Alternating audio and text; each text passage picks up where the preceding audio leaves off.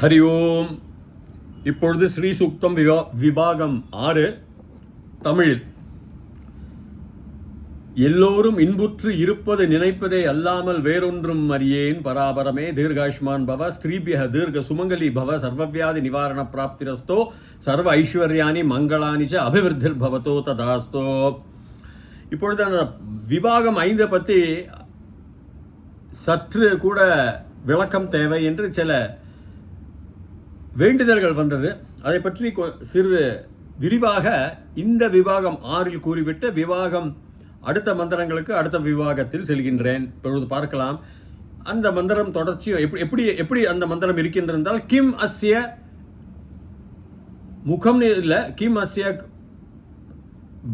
காவூரு பாதா உச்சியத்தேன்னு அப்படி வருது இல்லையா. கிமஸ்ய முகம் பாஹு காவூரு பாதா உச்சேத்து அப்படி வருது. அவருடைய அந்த புருஷனுடைய கிம், அவனுடைய முகம்னு அஸ்ய அவனுடைய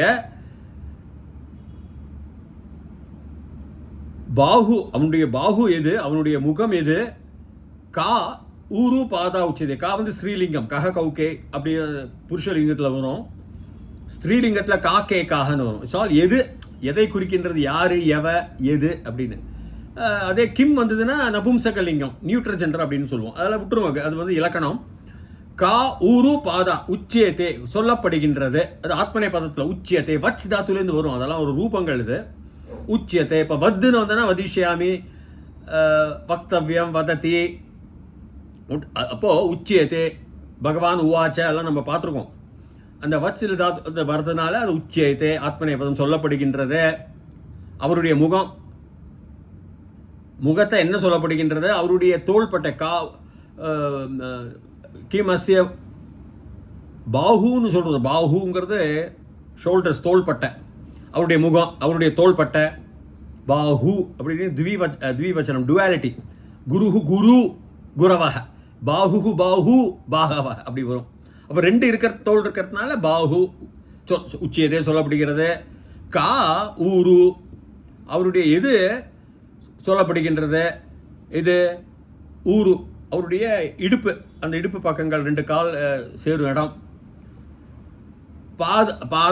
பாதங்களும் எது சொல்லப்படுகின்றது, என்ன பெயரினால் அழைக்கப்படுகின்றது என்ற இது அதுக்கு விளக்கம் கொடுக்கப்படுகின்றது. பிராமணேபியோ முகம் ஆசீத் பாஹு ராஜன்ய கிருதஹ ஊரு தது அஸ்ய யத் வைஷ்யஹ பத்பியாம் 2 கால்கள், பத்பியாம் சூத்ரோ அஜாயதா வந்து கொண்டிருக்கிறார். ஆசீத் வாஸ் கமிங், ஆசீத் பிராமணேபியோ முகம் ஆசீத். பிராமணாக முகம், பிராமணா அஸ்ய முகம் ஆசீத். முகம்ங்கிறது இந்த இடத்துல வாய் தான், மவுத். முகங்கிறது 2 அர்த்தம், இன்னொரு அர்த்தம் ஈக்குவல் அர்த்தம் இருக்கு, சமமான அர்த்தம் முகம். ஆனால் யார் வேதங்கள் சொல்லுகின்றார்களோ, யார் ஞானத்தை வாய்முகமாக புகட்டுகின்றார்களோ, அறிவுகளை புகட்டுகின்றார்களோ, எந்த இடத்திலிருந்து அது வருகின்றதோ, யார் கூறுகின்றார்களோ, சொல்லப்படுகின்றார்களோ, படிப்பிக்கின்றார்களோ, அந்த ஞானத்தை வெளியே கொண்டு வந்து மக்களுக்கு பூட்டுகின்றார்களோ, புகட்டுகின்றார்களோ, அவர்களை நீ பிராமணா அப்படின்னு சொல்லுங்கிறது. அதாவது ஸ்காலர், அறிவாளி, படித்தவன் அப்படிலாம் நம்ம தமிழில் சொல்கிறோம். ஆங்கிலத்தில் ஸ்காலர், ப்ரொஃபஸர், பேராசிரியர். என்ன அர்த்தம் ஸ்காலர், அறிவாளி அப்படின்னா என்ன அர்த்தம்? பொதுவாகவே ஸ்காலர்னா ஞானம் உள்ளவன் அர்த்தம் இல்லையா? எந்த விதத்துலேயும் வேணும். விஞ்ஞானம், கணிதம், நிறைய பௌத்த சாஸ்திரம் நிறைய இருக்கு. அப்போ முகம்னு வச்சுருந்தா கூட உங்கள் மூளை, நம்முடைய சிந்தனைகளெல்லாம் நம்முடைய மூளை முகமாக வருகின்றது, தலைமுகமாக. பிராமணா அது வேத வார்த்தை, அவ்வளோதான் பிராமணாங்கிறது. அது தவிர அவங்களுடைய வர்ணத்தினுடைய அவங்க ஜாதியோ எல்லாம் கிடையாது. அதை பிற்காலத்தில் மேற்கத்திலேருந்து வந்த இந்த மதபோதகர்கள் இந்த நம்மளை ஆக்கிரமணம் போரிட்டு நம்ம இடத்த பிடித்து கொண்டு டர்க்கியிலேருந்து வந்தவர்கள்லாம் அவர்கள் அந்தந்த சௌரியத்துக்கு அவர்களுடைய மத பிரச்சாரத்திற்காக மக்களை உங்கள் மதத்தில் இப்படி இருக்கின்றது என்று புகட்டி மதத்தை மாற்றினார்கள். சம்ஸ்கிருதத்தில் அறிவுள்ளவர்கள், சம்ஸ்கிருதம் படித்தவர்கள், சம்ஸ்கிருத மொழியினுடைய மாணவர்களாக இருக்கப்பட்டவர்களுக்கெல்லாம் அவர்கள் சரியாக இலக்கண மூலமாக மொழிபெயர்ப்பு செய்வோர்களே ஆனால் அர்த்தம் இப்படி தான். இப்படிதான் அர்த்தம் வந்து கொண்டிருக்கும் வெளியே. பிராமண அஸ்ய முகம் ஆசீத், வந்து கொண்டிருக்கிறார்கள், இருந்தார்கள். பாஹு ராஜன்ய கிருதக, ராஜன்ய ராஜன்யௌ ராஜன்யாக அப்படின்னு வரும். ஏகவச்சனம், இருமை, பன்மை. ராஜன்யாக, ராஜன்ய ராஜாக்கள்னா சேனாதிபதி, போர் வீரர்கள். நீங்கள் எப்படி வாரியர்ஸ் சொல்கிறீங்க, ஆங்கிலத்தில் ஜெனரல்ஸ் அப்படிங்கிறீங்க. சேனாதிபதி, படை தலைவன், தளபதி, எப்படி வேணாலும் சொல்லுவீங்க. அவர்களை என்ன ஏன் தோள்பட்டை மூலமாக, கைகளின் மூலமாக, தோள்பட்டையில் வீற்றிருக்கும் 2 கைகள் மூலமாக யுத்தம் பண்ண முடியும், போர் புரிய முடியும், வாளை ஏந்த முடியும், ஈட்டியை ஏந்த முடியும், வில்ல விட முடியும். காலாலெல்லாம் யாரும் போர்க்களத்தில் ஏதோ தமாஷுக்கு விளையாட்டுக்கு ஏதாவது பண்ணிட்டு இருக்கலாம். ஆனால் முக்கியமாக நாம் உபயோகிப்பது தோள்பட்டை, 2 கைகள், அதிலிருந்து வரும் கைகள் இல்லையா? போர்க்களத்தில் ராஜா, சேனாதிபதி.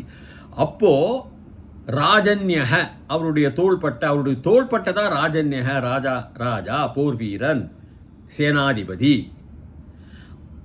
ஊரு தது அஸ்ய எத் வைஷ்யா, எது நீ வைஷ்யா சொல்ற, எது ஊரு அந்த இடத்துல இருந்தால் அதான் வைஷ்யான்னு பேர்.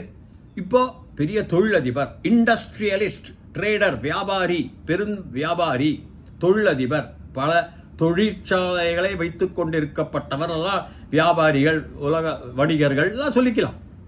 இப்போ வணிகர்கள் சொல்றது தமிழ் வார்த்தை, இப்பொழுது வந்தது. வாணிஜ்யம் செய்யப்பட்டவன், வணிகம் செய்யப்பட்டவர். அந்த காலத்தை வேத வார்த்தைகள் 6000-7000 வரும். வைஷ்யா பத்பியாம், 2 கால்களுக்கு பத்பியாம், இரட்டை, ஃப்ரம் தட், அதிலிருந்து பஞ்சமி விபக்தி. சூத்ரஹா வந்து கொண்டிருந்தார்கள். அஜாயதா, சூத்ரன் ஏகவச்சனம் தான், அஜாயதா ஏகவச்சனம் தான். அப்போ என்ன சொல்றது, யாரு வைஷ்யர்கள், இண்டஸ்ட்ரியலிஸ்ட், தொழிலதிபர்கள். சூத்ரர்கள்ங்கிற காலினால் செய்யும் வேலைகள், அதிகப்படி வேலைகள். வயலில் செய்யலாம், இல்லை அங்கும் இங்கும் போய் கொண்டு வரலாம், மற்றவர்களுக்கு உதவியாக இருக்கலாம். கால் வேலை, நான் இருந்த இடத்துலேருந்து எனக்கு ஏதாவது ஒரு காப்பி வேணும்னாக்கா யாராவது ஒருத்தர் போய் காப்பி பண்ணணும், இல்லைன்னா சமைக்கணும், அரிசியை வேக வைக்கணும், இல்லை சந்தைக்கு சென்று பொருட்களை வாங்க வேண்டும், வியாபார இடங்களுக்கு அங்கு செல்ல வேண்டும், இங்கு செல்ல வேண்டும். இன்றைக்கும் எலக்ட்ரிசிட்டி கம்பத்தில் ஏறணும், தொழிற்சாலையில் உற்பத்தி பண்ணணும், காலால் நின்று கொண்டு உற்பத்தி பண்ணணும். இவர்களுக்கு பேர் சூத்ரர்கள். சூத்ரஹ அப்படின்னு, சூத்ரஹ வந்து ஒரு ஒரு அமைப்பின் பேர், ஒரு கூட்டத்தின் பேர். அவர்களை சூத்ராஸ்ன்னு சொல்லுவார்கள். பாகிஸ்தான் அந்த காலத்தில் அந்த இடத்தில் இருந்து கொண்டிருந்தார்கள். அவர்களை தான் இந்திரன் எடுத்துட்டு போய் யுத்தம் புரிந்தான்னு கூறுவார்கள். சரி, இப்போ இதில் இழிவாக சூத்ரர்கள் காலினால் வருது இழிவு என்று சொல்லுவதற்கு அர்த்தமே இல்லையே. எப்படி நாம் இழிவு என்று கூறலாம்? நீங்கள் போடும் பூக்களெல்லாம் தெய்வத்தின் பாதங்களுக்கு, பொற்பாதங்கள் தானே சொல்றீங்க, பொன்னான பாதங்கள் தானே கூறுகின்றோம். தாமரை பாதங்கள் தானே, பகவானுடைய பாதங்கள் தானே. நமஸ்காரம் பண்றாங்க, அப்படியே விழுந்து காலை தொட்டு தானே நமஸ்காரம் பண்றாங்க, தலையை தொட்டு பண்ணலையே. பூ போடுவது எங்க? காலுக்கு தானே. அப்ப காலுக்குத்தான் புனிதம். அந்த புனிதமான இடத்திலிருந்து வந்தவர்கள் தான் சூத்ரர்கள். ஸோ அவர்களை நம்ம புனிதவர்கள் என்று கூறுமே தவிர, இந்த மேற்கத்திய மதபோதகர்கள் கூறும்படி அவர்கள் ஒன்றும் இழிவானவர்கள் அல்ல. அவர்களை இழிவாக பேசவும் கூட தகுதியே இல்லை. நம்ம புராணங்களில், நம்ம இதிகாசங்களில், வேத சாஸ்திரங்களில் அதற்கு இடமே இல்லையே. நான் வந்து ஏணின்னா நீங்கள் கோடின்னு வச்சுன்னா என் புஸ்தகத்தில் ஏணின்னு தான் இருக்கு. அப்போது அவங்கவங்க சௌகரியத்துக்கும் மதபோதகர்களுக்கும் அவங்கவங்க கலாச்சாரத்தை நம்ம இடத்தில் புகட்ட வேண்டும் என்பதற்காக அவரவர்கள் நியாயத்தையும் தப்பையும் நியாயப்படுத்தி பேசி மக்களின் மனதை மாற்றி, மதபோதகர்களும் வெளிநாட்டு துரோகிகளும் வந்து இங்கே இடத்தை பிடித்து கொண்டு இந்த மாதிரி செய்த காரியங்கள் தான் இதெல்லாம். இதுக்கு சம்ஸ்கிருதத்தில், இலக்கணத்தில் அர்த்தமே, இது இடமே கிடையாது. ஏன் அப்படி வர்ணிக்கப்படுது? கிமஸ்ய கௌபாஹு காவூரு பாதா உச்சி. Division of labour. அதாவது ஒரு சமுதாயத்தில் அவரவர்கள் வேலையை தொடர்ந்து அவர்கள் செய்வோர்களே ஆனால் அந்த தொழிலினுடைய திறமை வளர்ந்து விடுகிறது. அதுதான் புதிதாக 1766 1766 ஆண்டில் தான் ஆடம் ஸ்மித் என்ற ஒரு எக்கானமிஸ்ட், பொருளாதார நிபுணர் எழுதினான். அவன் புஸ்தகம் பேர் என்ன, inquiry into the wealth of nation. அவன் வந்து இங்கிலீஷ்கான ஆங்கிலேயம் எழுதினான். நல்ல புஸ்தகம் தான். அதான் நான் அந்த 5வது விபாகத்தில் நான் அதை பற்றி விரிவாக கூறியிருக்கிறேன். எப்படி ஒரு குண்டூசி செய்யும் தொழிற்சாலையில் ஒருத்தவன் எல்லாருமா போய் முதல்ல அந்த கம்பியை வெட்டுவாங்க, அப்புறம் கம்பியை கூர்மை பண்ணுவாங்க, அப்புறம் கம்பிக்கு தலை வைப்பாங்க குண்டூசிக்கு, அப்புறம் கம்பியை வந்து ஒரு பெட்டியில் போட்டு அடைப்பாங்க, பேக்கிங்னு சொல்கிற மாதிரி தான். அதெல்லாம் பண்ணாதீங்கப்பா, நீ மட்டும் கம்பியை வெட்டு, நீ மட்டும் இதை பண்ணு, அவ்வளோதான், கூர்மை பண்ணு. நீ அப்பா 3வது ஆள், நீ வெறும் தலையை வை, குண்டூசிக்கு தலை வேணும் உருண்டை நீ வை, நீ வந்து அப்பா பொட்டியில் போட்டு அடைச்சிக்கோ, அவ்வளோதான். எல்லாருமே ஒரே வேலையை செய்யாதீங்க, அவரவர்கள் தனித்தனியாக வேறு. அதனால் என்ன ஆயிற்று, 100 குண்டூசி ஒரு நாளைக்கு தயார் செய்வதற்கு பதிலாக 500 குண்டூசி உற்பத்தியாக பெருகியது. ஏனென்றால் நாளடைவில் நாளாவட்டத்தில் அந்த செய்யக்கூடியவர் அவனுடைய செய்யும் காரியத்தில் மிகவும் திறமைசாலியாக நிகழ்கின்றான். அதனால் ஒரு நாளைக்கு அவனால் 500 பின் அவனால் அறுக்க முடியாது அந்த கம்பியிலேருந்து. இதுதான் சாஸ்திரம், இதுதான் எக்கனாமிக்ஸ். இந்த எக்கனாமிக்ஸ் தான் Joseph Schumpeter theory of capitalism, entrepreneur, the factors of production among landlord gets the rent, the capitalist gets the interest, the laborer gets the wages, and the entrepreneur alone gets the profit. அதாவது landlord இடம் இருந்ததுன்னா அவனுக்கு வாடகை கிடைக்கும், இடத்துக்கு உனக்கு வாடகை கொடுக்குறேன். நான் வந்து ஒரு தொழிலாளியாக இருந்தேன்னா எனக்கு மாத சம்பளம் கிடைக்கும். நான் வந்து ஒரு முதலீட்டாளியானா எனக்கு வட்டி கிடைக்கும். ஆனால் இந்த தொழில் செய்யும் தொழிலதிபருக்கு லாபம் கிடைக்கும் அப்படின்னு இதெல்லாம் விவாகம். 4 விபாகமாக தியரி ஆஃப் கேபிட்டலிசம் பல தியரிகள் இருக்குது அதெல்லாம். அப்போ அவங்கெல்லாம் இந்த காலத்தில் சொல்லப்பட்டதுனால அப்போ தொழிலாளிக்கே வந்து அவன் சம்பளம் கிடைக்கிறது அவன் இழிவானவனா? தொழில் செய்ய, அதாவது தொழிலாளிங்கிறது ஒரு தொழிற்சாலை சென்று தொழில் செய்கின்றான், எங்கேயாவது ஒரு தொழில் செய்கின்றான் அவனுடைய விருப்பப்படி. அதனால் யாராவது இப்போது உங்களுக்கு ஒரு சமுதாயம் எடுத்துட்டீங்கன்னா பணத்துக்கு தான் மதிப்பு. ஒரு பணக்காரனை மதிக்கத்தான் செய்வாங்க. அது எங்கேயும் நடக்கின்ற ஒரு உண்மை தான். ஒரு கோவில் அர்ச்சகர்கள் போனாலும், அவர் ஒரு பிராமணராக இருந்தாலும், வேதங்கள் தெரிந்தவராக இருந்தாலும், ஒரு பெரிய தொழிலதிபர் போனாலும் நீங்கள் யாரை மதிப்பீங்க? உண்மையை சொல்லுங்கள். ஒரு கூட்டத்தில் போனாலும் எல்லாரும் அவரை பார்த்து தான் ஓடுவோம். தொழிலதிபர், பெரிய தொழிலதிபர், பெரிய சக்தி வாய்ந்த மனிதன். இது உலகத்தினுடைய ஒரு சட்டம், உலகத்தினுடைய ஒரு கொள்கை, எல்லாருக்கும் இருக்கின்ற ஒரு சாதாரண கொள்கை தான், மனித இயல்பு தான் அது. இதனால இந்து தர்மத்தில் இவன் காலிலேருந்து வரான், அதனால் இவன் வந்து சூத்திரங்கள்லாம் அப்படி ஜாதி இருக்குது. ஜாதியே கிடையாதப்பா. ஒரு 500-600 ஆண்டுகளுக்கு முன்பாக ஜாதி இதெல்லாம் இங்கே கிடையவே கிடையாது. நீ என்ன பண்ணுற, என்ன தொழில், எல்லாம் வேதங்களும் நீ செய்யும் தொழில் தான். ஒரு டாக்டர், ஒரு மருத்துவர், அறுவை சிகிச்சை நிபுணர், அவர் போய் நான் வக்கீலாக இருக்கிறேன்னு சொல்லிட்டு அறுவை சிகிச்சையும் பண்ணிட்டு வக்கீலும் பண்ணிக்கிட்டு இருந்தால் ரெண்டுத்துலேயும் பாதி தான் இருப்பார். அதனால தான் அந்த சமுதாயத்தில் நீ அறிவாளியாக இரு, நீ சேனாதிபதியாக இரு, நீ வியாபாரி தொழிலதிபராக இரு, நீ எல்லாருக்கும் செய்ய வேண்டிய வேலைகள், கால் வேலைகள், விவசாய வேலைகள் அப்படியா இரு. நீங்கள் உங்களுக்கு விருப்பப்படி நீங்கள் மாற்றிக்கிட்டீங்கன்னா மாற்றிக்குங்க. ஒரு சாதாரண தொழிலாளி நாளைக்கு பெரும் தொழிலதிபராக வரும், அப்போ அவனுக்கு மரியாதை கிடைக்கத்தான் செய்யும். பணத்தை வச்சு அந்த பெரிய ஒரு சாதாரண தொழிலாளி ஒரு பெரிய தொழிலதிபராக மாறி இருக்கிறார்கள் நம் நாட்டிலேயே. மாறிவிட்டதனால் அவர்கள் நீ வந்து சூத்திரன் அவனுக்கு மதிப்பு இல்லைன்னு எங்கேயாவது சொல்கிறார்களா? இதெல்லாம் வீணாக செய்யக்கூடிய வாதங்கள், விதண்டாவதம் தான். ஒன்றும் அதில் ஒரு தத்துவம் இல்லை. அவர்கள் தப்பை நியாயப்படுத்துவதற்காக எதையாவது அறகுறையாக புரிந்து கொண்டு அவர்கள் தப்பை நியாயப்படுத்துவதற்காக அவர்கள் கூறும் உபச்சாரங்கள் எல்லாமே அபச்சாரமாக தான் இருக்கும், தப்பாக இருக்கும். மனதை மாற்றுவதற்கு கையாளக்கூடிய ஒரு வழி. இதுதான் இதோடைய அர்த்தம். பிராமணேபியோ முகமாசேத் பாஹு ராஜன்ய கிருதா ஊரு ததஸ்ய துவைஷ்யா பத்யாகும் சூத்ரோ அஜாயதா. ஆல்ஃபிரட் மார்ஷலும் அவருடைய பிரின்சிபல் ஆஃப் எக்கனாமிக்ஸில் இப்படி தான் எழுதினார். Factors of production, factors of எக்கனாமிக்ஸ்லாம் எல்லாத்துலேயும் இது வருது. லேண்ட்லார்டு, தொழிலதிபர், தொழிலாளி, அதே தான் விஞ்ஞானி. அதனால் இரண்டாவதாக நான் கடந்த அந்த சொற்பொழிவில் கூறியது போல பூவை நாம் எங்கு போடுகின்றோம்? கால்களுக்கு தானே. அப்போ சூத்திரர்கள் கால்களிலிருந்து வருவதனால் அவர்கள் தானே புனிதமானவர்கள் மட்டுமல்ல, அவர்கள் தானே மிகவும் மரியாதைக்குரியவர்கள். மரியாதைக்குரிய இடத்திலிருந்து அவர்கள் வருவதனால் பூக்களை எங்கே போடுகின்றோம்? நாம் அர்ச்சனை செய்யும் பொழுதோ, பகவானை வேண்டுதல் வணங்குவதோ காலில் தான் போடுகின்றோம். தலையில் போடுவதில்லை, ஷோல்டர்ஸ் தோள்பட்டையில் போடுவதில்லை, இல்லை வயிற்றில் போடுவதில்லை. போடலாமா இருக்கும், ஆனால் மிகவும் மிகுந்ததாக கால்களில் விழுகின்றது பூக்கள். நமஸ்காரம் நாம் செய்யும் பொழுது காலை தொட்டு நமஸ்காரம் பண்ணுப்பா அப்படி என்கிறார்கள். அர்ஜுனன் பகவானுடைய காலில் தான் உட்காந்து நான் வரம் கிடச்சிது, அவனுக்கு தலையில் உட்காரல, கௌரவம் உட்காந்து நான் துரோணன். இப்போ காலுக்கு தான் மதிப்பு, பூ போடுவதிலிருந்து. அப்போ இத்தனை மதிப்புக்குரிய ஒரு இடத்திலிருந்து வரும் ஒரு குறிப்பிட்ட வேலை செய்பவர்களை யார் இழிவாக பேசுகின்றார்கள்? அது அரசியல்வாதிகள். இழிவு எங்கே வருகின்றது? பணம் இல்லாய்மை, பணக்காரன் ஏழை. அவையாரும் சொல்லலையா, சாதி இரண்டொழிய வேறில்லை சாற்றுங்கால் நீதி வழிவா நெறிமுறையின் இட்டார் பெரியோர் இடாதார் இழிகுலத்தோர் பட்டாங்கேல் உள்ளபடி. 2 சாதி தான், கொடுக்கப்பட்டவன் கொடுக்காதவன்.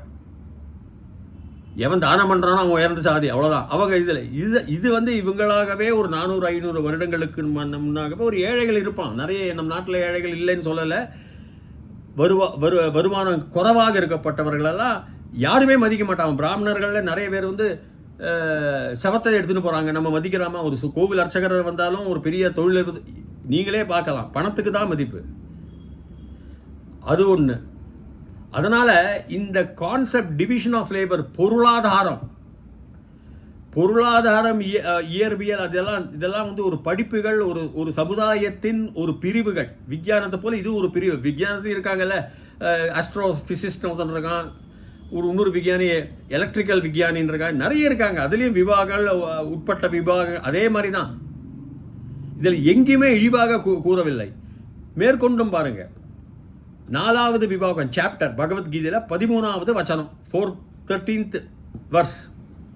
சாதுர்வர்ணியம் மயா சிருஷ்டம் குணகர்ம விபாகஷः தஸ்ய கர்த்தாரஹ மாம் அபி வித்திஹி. தெரிஞ்சுக்கூடா, அகர்த்தாரஹ அவ்யயம். அதனுடைய சாதுர்வர்ணியம் 4 வர்ணங்கள் யார் சிருஷ்டிச்சேன்? சாதுர்வர்ணியம் மயா, என்னால் சிருஷ்டிக்கப்பட்டது. குணகர்ம விபாகம். குணமும் அவனோட குணம், ஒரு பெரிய படித்தவன் இருப்பான், அவன் எல்லாமே போய் திருடிண்டு கொலை பண்ணிக்கிண்டு வேண்டாத செயல்கள்லாம் செஞ்சுட்டு இருந்தால் அவனை யாரும் மதிக்க மாட்டாங்க, ஜெயிலில் தான் கம்பி எண்ணின்னு இருப்பான். அவனுக்கு வெளியில் வந்தால் கூட ஐயா எல்லாம் கிடையாது. ஆனால் ஒரு சாதாரண ஒரு தொழிலாளி நேர்மையாக உயர்ந்து படிப்படியாக உயர்ந்து ஒரு தொழிலதிபரானா எல்லாரும் அவங்க காலில் போய் விடுவாங்க. இந்த கர்மாவும் இருக்கு, குணாதிசயம் இருக்குது. அவனோட குணம், படித்தவன் ஒரு துஷ்ட குணம் படைத்தவனாக இருந்தால் அவன் மதிக்க மாட்டாங்க சமுதாயத்தில். அதனால தான் குணகர்மத்தில் தான் அவங்க வராங்களே தவிர இந்த 4 வர்ணங்கள், இப்போ பிராமணக, க்ஷத்ரியக, வைஷ்யக, சூத்ரக என்ற 4 வர்ணங்கள், டிவிஷன் ஆஃப் லேபர் ஆடம் ஸ்மித்துடையது. அவங்க குணத்தினுடையும் அவங்க கர்மத்தையும், என்ன கர்மம் பண்ணுறான்? சாதாரண ஒரு ஏழை விவசாயியுடைய பையன் நாளைக்கு பெரிய மருத்துவராகி அவரை டாக்டர் தானே நம்ம சொல்கிறோம். நீ அங்கே சூதரன், உங்கள் அப்பா விவசாயி பண்ணணும் அப்படி சொல்கிறோமா? யாருமே இல்லை. அந்த மாதிரி சமுதாயத்துலேயும் வராது. அது இதெல்லாம் விதண்டாவாத பேச்சு, ஒரு அர்த்தமே இல்லை. அவங்க சுயநலத்துக்காக, அவங்க அரசியல் லாபத்திற்காக, அவங்க மத போதகத்தை அவங்க ஏற்றுவதற்காக, புகட்டுவதற்காக செய்யக்கூடிய தந்திரங்கள். அப்போ பகவான் என்ன சொல்றார்? சாதுர்வர்ணியம் மயா சிருஷ்டம் குணகர்ம விபாகஷः தஸ்ய கர்த்தாரஹ. அதுடைய கர்த்தா நான். ஆல்சோ அபி ஆல்சோ மாம், என்னை அர்த்தம். அகம் ஆவாம் வையம் மாம், என்னை. அவ்யயம் என்னை பார்னு சொல்கிற மாதிரி நான் தான் அவ்யயம். வியங்கிறது செலவில்லாமைன்னா நிரந்தரமானது. தஸ்ய கர்த்தாரஹ அப்படி அகர்த்தாரக, ஆல்சோ அகர்த்தாரக. கர்த்தாரகும் நான் தான், அகர்த்தாரகும். அதாவது வேத விளையாட்டு ஞானம் அவ்வளோ ஆழமாக இருக்குது. ஒரு காயின் எடுத்தீங்கன்னா ஹெட்ஸ் ஆர் டெயில்ஸ் இருக்கும். ஏழை பணக்காரன் இருக்கான், டார்க் எனர்ஜி, லைட் எனர்ஜி இருக்குது, இருண்ட சக்தி, வெளிச்ச சக்தின்னு இருக்குது. இது மாதிரி 2 தான் இருக்கும் எப்பொழுதும், ஒன்றாக இருக்காது ஒன்றுமே. நீங்கள் எதை வேணாலும் எடுத்துங்க. டார்க் மேட்டர், ஆன்டி மேட்டருங்கிறான், மேட்டர் ஆன்டி மேட்டருங்கிறான். விஞ்ஞானத்தில் வருது இதெல்லாம். இது அந்த காலத்திலே அதோடைய கர்த்தாரக அகர்த்தக, அதை செய்யக்கூடியவனும் செய்யக்கூடியவர் அல்லாதவனாக இருப்பவனும் அகர்த்தாரக. மாம், என்னை, அபி ஆல்சோ, மீண்டும் தஸ்ய கர்த்தாரக அப்படி அக்கர்த்தார கொஞ்சம் அன்வயம் பண்ணோம். மாம் அப்படி வித்திஹி தெரிஞ்சுக்கோ, என்ன தெரிஞ்சுக்கோ நான் சொல்றார் பகவான். அவ்யயம் இட்டர்னல் நிரந்தரமான என்ன தெரிஞ்சுக்கோ, அதனுடைய கர்த்தாரக நான் தான், அகர்த்தாரக நான் தான். விஷ்ணு சஹஸ்ரநாமத்துக்கு வாங்கோ. வேதாந்தகோ பிராமண ஸ்யாத் விஜயீ க்ஷத்ரியோ பவேத் வைஷ்யோ தன சம்ருதம் ஸ்யாத் சூத்ரஹ சுகம் அவாப்னுயாத். வேதாந்தகோன்னு வருது இல்லையா மாணவர்களுக்காக. வேதாந்தகங்கிறது வேதாந்தின்ஸ்னு வச்சுக்கலாம். அதாவது கம் தாத்துலேருந்து வருதுன்னு சொல்ல மாட்டேன். இந்த ஒரு தனி வார்த்தை போகின்றவர்னு வச்சுக்கலாம். வேதத்திற்கு போகின்றவர்கள் பிராமணராக இருக்கணும். சியாத் ஆஷீர்லிங்ல காரத்தில் வரும். அது சியாத்னு அந்த மாதிரி மேபி கேன் பி கால்டு அப்படின்னு.